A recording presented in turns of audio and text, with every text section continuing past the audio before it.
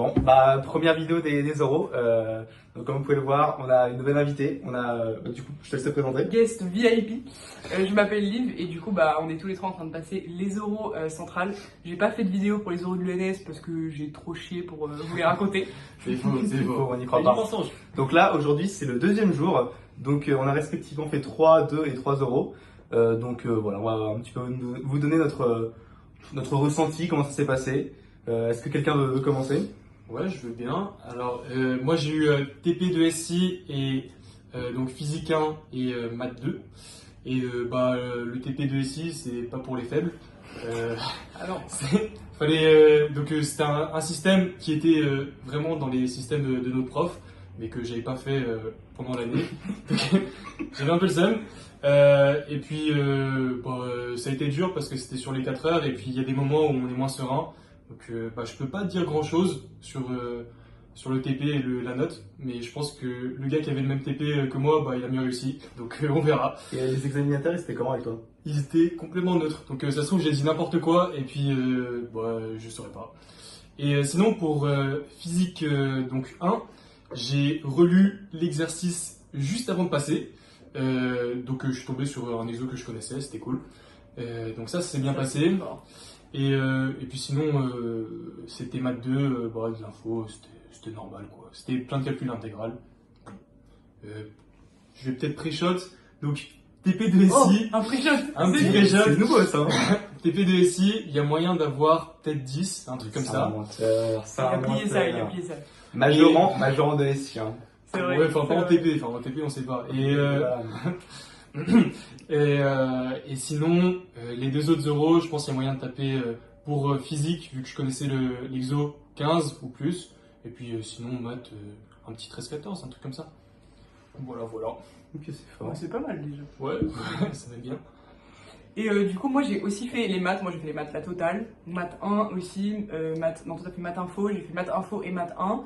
Maths info, exo classique, des intégrales à coder, des séries à coder. Et puis intégrale à paramètres, quoi. Des gros théorèmes, des inversions séries intégrales. Ça s'est plutôt bien passé. En vrai, le Python était faisable.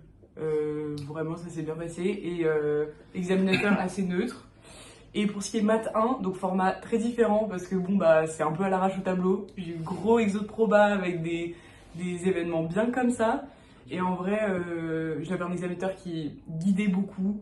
Et vraiment, ça joue énormément comment je réagissais et tout. Je voyais que j'ai pas fait beaucoup d'exos, j'ai fait la moitié d'exos, mais en vrai, je pense pas que ça s'est mal passé. Quand même. Ouais, parce que je pense être réactif, ça c'est cool et ça rapporte beaucoup.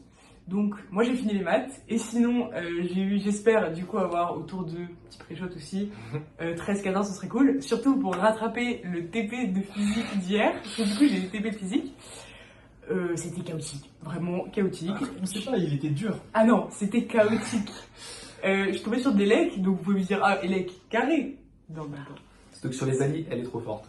Ah oui, sur les alliés, très bien, donnez-moi des alliés. Pas du tout. J'ai eu un dipôle inconnu, fallait tracer des caractéristiques dans tous les sens. Le problème, c'est pas tant ça, c'est le fait que parfois le matériel marchait pas, mais il remarchait. Donc les examinateurs me disaient, vas-y, refais. Et en fait, non, il remarchait pas. Donc j'ai perdu beaucoup de temps. J'ai pas appelé l'examinateur quand fallait appeler et je l'ai appelé quand il fallait pas l'appeler, donc globalement le barème il y en a plus rien à foutre.